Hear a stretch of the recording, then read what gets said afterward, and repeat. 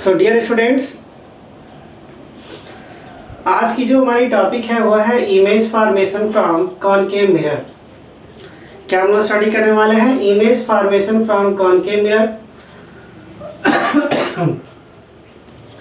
तो इसमें जो फर्स्ट केस है उसमें क्या हमें पढ़ना है कि यहाँ पर जो पोजीशन ऑफ ऑब्जेक्ट है वो कहाँ पर है? इन्फिनिट पर, यानी ऑब्जेक्ट को कहाँ पे रखा गया? इन्फिनिट पे। तो वहाँ से जो लाइट आएगी वो पैरेलल आएगी और आफ्टर रिफ्लेक्शन क्या होगी? वो फोकस से होकर के जाएगी। इसका मतलब ये हुआ कि जब इन दो रे को हम आपस में यूज करते हैं तो ये यहाँ पे फोकस पे आकर के क्या होगी? इंटरसेक्ट कर जाएगी, राइट। तो इस केस में पोजीशन जो है वो कहाँ पर है? ऑब्जेक्ट की पोजीशन इन्फिनिट पर है, तो इमेज की पोजीशन कहाँ पर होगी? फोकस पे होगी। Nature and size of image क्या होगा? रियल एंड इन्वर्टेड होगा और हाईली डिमिनिश्ड होगी, पॉइंट इन साइज होगी। केस नंबर 2 में ऑब्जेक्ट को सेंटर ऑफ कर्वेचर के पास में रखा गया। इसका मतलब ये हुआ पोजीशन ऑफ ऑब्जेक्ट क्या है?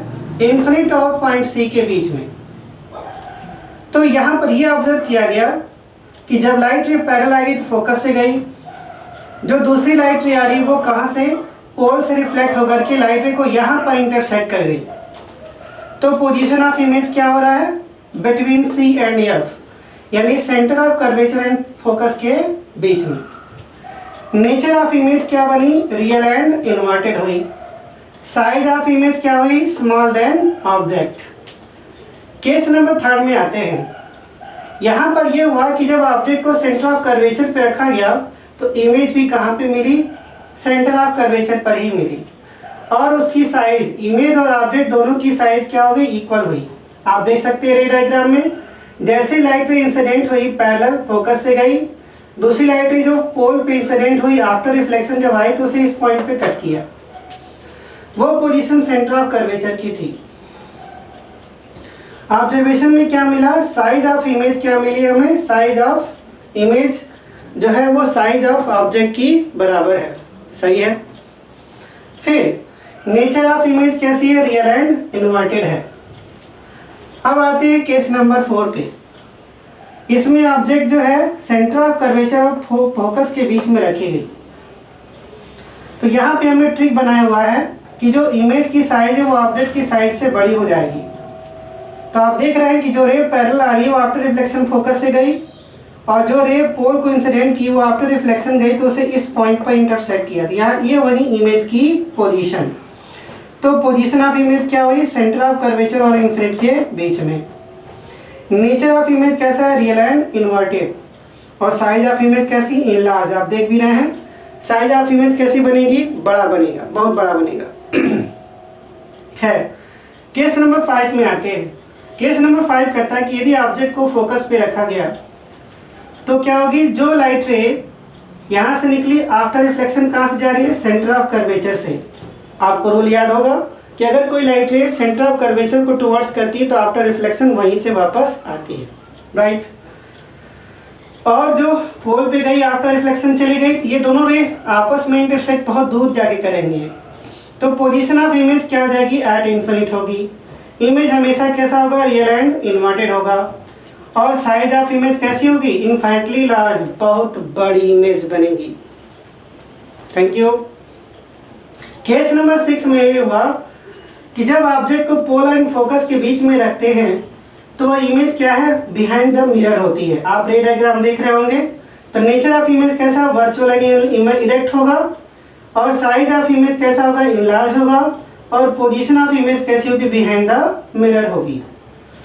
आप इस रे डायग्राम को देख रहे होंगे कि रूल के अकॉर्डिंग जो लाइट रे सेंटर ऑफ कर्वेचर को टुवर्ड्स कर रही हो after reflection centre of curvature से चली गई और जो पोल को टुवर्ड्स की वो आफ्टर रिफ्लेक्शन, इन दोनों को पीछे की तरफ जब मिलाया गया वर्चुअली तो यहाँ पर वो इमेज मिली जिसे हम वर्चुअल इमेज कह रहे हैं।